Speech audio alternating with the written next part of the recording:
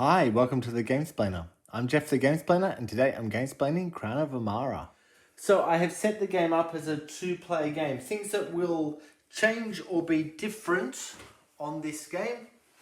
Because it's a two-player game, the side of this token that is facing down, if it was a three-player game, will be there. If it was a four-player game, will be there. But in the two-player game, you turn to the second one. That's on all those markers. The other thing that is slightly different but not really different is this card tells you where to place. The first player is going to place their markers. The next player places in clockwise order. If we were on three players, they would be there and there. If it was four, the fourth would be there and there. You also take one resource from each of your starting fields. What you are attempting to do is to get your population marker and your building points up as high as possible. If at the end of the game that is what it looks like, blue will win because you take the points of whatever the lowest marker out of the two is.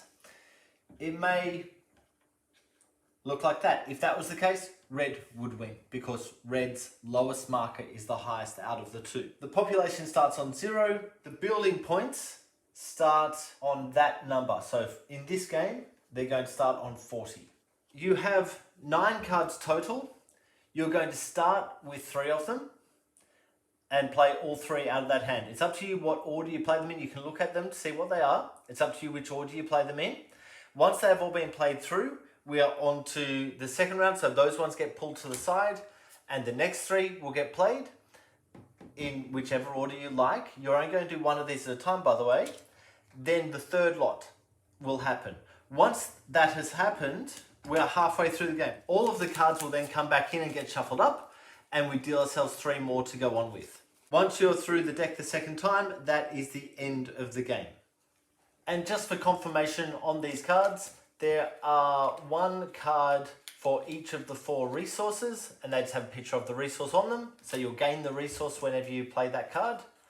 1 card has a picture of the signet ring, you'll gain a ring when you play that card. This one that allows you to move one of your guys 1 extra step and do the actions of that extra step. This card allows you to do the action of one of the 4 boards, irrespective of the councillor's position within the city. This one allows you to trade in a good for a coin or 3 goods for 2 coins, your choice of which one of those 2 you do. And this one allows you to put a guy onto the building for 1 item less or gain a card for 1 item less. Let's talk through what happens as the game progresses.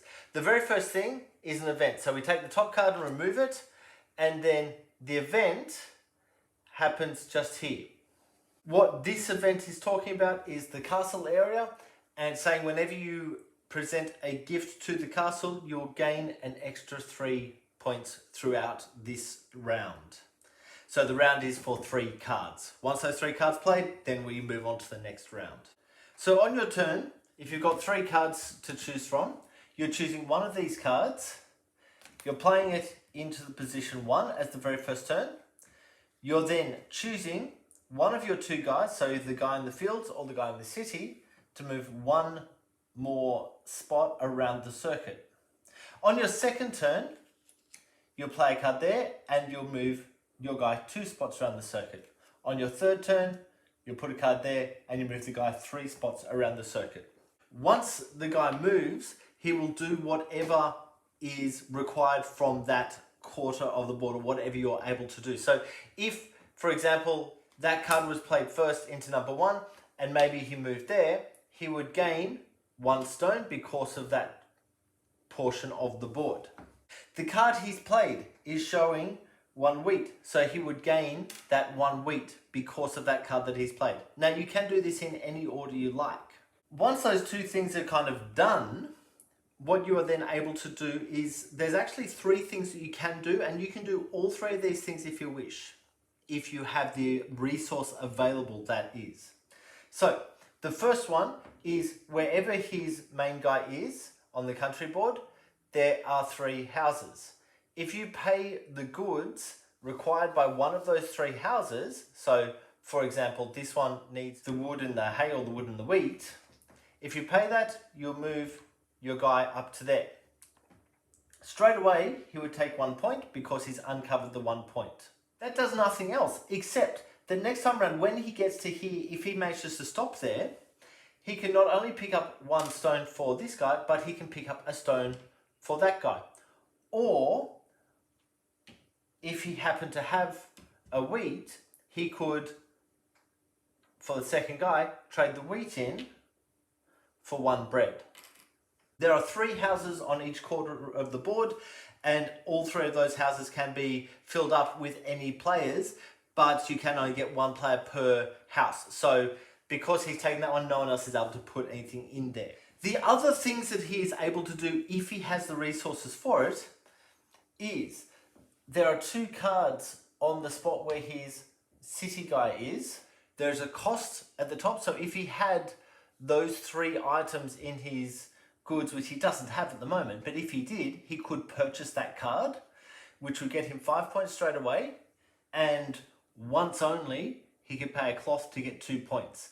And he can keep that until he's actually used that, and then just mark that it's been used. Or if he had these resources, he could purchase this card, which would get him 2 points, and each time he turned one of these around, he would get an extra green book or Bible. And I'll leave that. That's an infinity sign, so that stays with him for the rest of the game. So he could purchase one of those for goods if he had enough goods. The other thing he can do, if he had managed to at some point pick up a ring, is he could trade that ring in for the Baron card. And this is talking about his position within the kingdom. So the Baron costs 1 ring. You must be a Baron before you can get promoted into the Count, which is the second one. And to turn from Baron to Count, you also need to pay a ring and a coin. And there's higher up things as you go. This is worth 3 points straight away when you take it. And it gets put on your board just there so you can see exactly what you are. When you go up to a count, you just replace that card. So that's the 3 bonus actions. You can do that after every turn for wherever your guys happen to be. So let's move into the city. If his second turn, he can move 2 and he can move 1. So that's what this card means, is move 1. If he were to move, say, the 2 first, he's now in the cathedral area. So what he can do is purchase a Bible and one of these cards for 2 stone, because he has 2 stone. If you are on a 3-player game, the very first thing would be to purchase it for 1, but on a 2-player game, you're purchasing for 2. So he might turn those 2 in to take a Bible and to take one of these 3 cards. And he chooses which one he wishes to take. So he might, hang on to that one. What that tile he just took means is whenever a player, so this will only happen once by the way, but as soon as a player hits onto the crown spot and does the crown action, he would gain one of these rings, which helps him get that promotion over there. Once you've done a purchase on these, you would then turn that around to the 3 to show that whoever comes in to use stone, again, will actually need to use 3 stone rather than 2. Okay, moving on to the next spot. So this is using the 1 movement, and this is assuming that he actually had some resource. Let's just say he had these guys. So what he's able to do here, this is on the king spot, is he can spend those 2 resources to flick that round, and that will give him 1 ring. Now, because he has this tile, and someone has actually actioned on that, that tile gets him a ring. And that then goes back into the discard pile. The other thing he could do here is trade in that Bible that he got for 5 points on his housing. Moving around to the next couple of things. So that's kind of the essence of this part of the game. There's these 2 boards here. So let's come over onto this board. When he manages to get to this board, we'll give him a few products just to make him feel more involved. What this board does is you can do all the stuff. So you can trade in one of your resources for 1 coin. That's a trade-in. You can also trade in Bibles for points. Now, if he's got 3, he can trade that for 10 points. If he had 5, he could trade for 21 points. 1 will trade for 3 points. So he might trade in all 3 of them. And points are always on this guy, not on the housing. The housing is this marking here. So that gave him 15 points, which pushes him up to there. And the last spot, if he was able to get to this one, what he could do is trade in 1 of these stone for 5 of those house points. 1, 2, 3, 4, 5. And 4 actual points. 1, 2, 3, 4. That then gets turned to the next one down. He could also trade in these bread markers, which means that trading 1 in, he would get 5 points. Trading 2 in, he would get 10 points. If he was able to trade 3 in, he would actually get 15 points for that trade-in. That then gets turned down 1. The other thing that he can do on this board is trade in wood for house points. So if he trades 1 wood in, he'll get 5 house points.